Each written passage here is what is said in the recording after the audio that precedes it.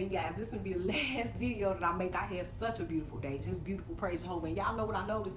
I put on this shirt today and it said catch up with Jesus, but I didn't see that it had Psalms right here, and I'm reading Psalms. So again, the Lord pointing out to me I'm right where I need to be. But anyway, you guys, I wanted to give my opinion on something.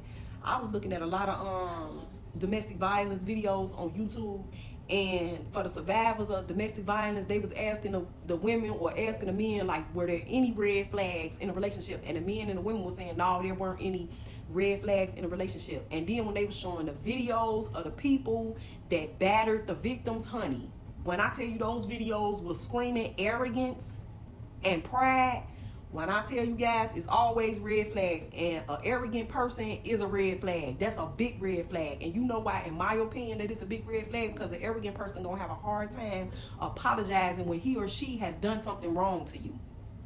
When you find a person that have a hard time apologizing, run away from them, y'all. Keep your distance from them.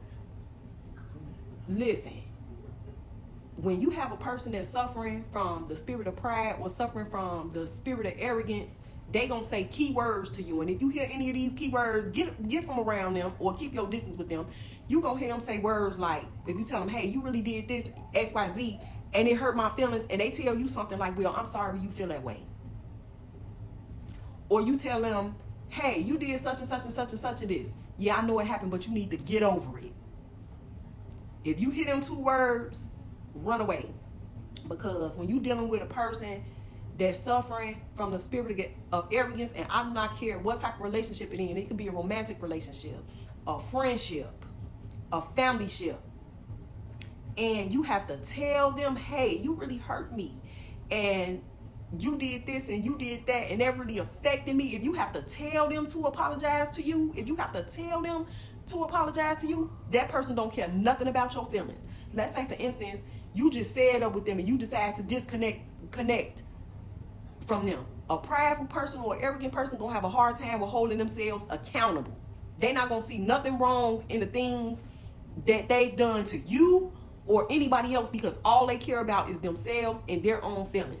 They might end up stalking you, and people get stalked in friendships too. Y'all leave that out. They might end up slandering you and your name and your reputation behind the scenes, honey, and all of those things are bad. But that's just my opinion.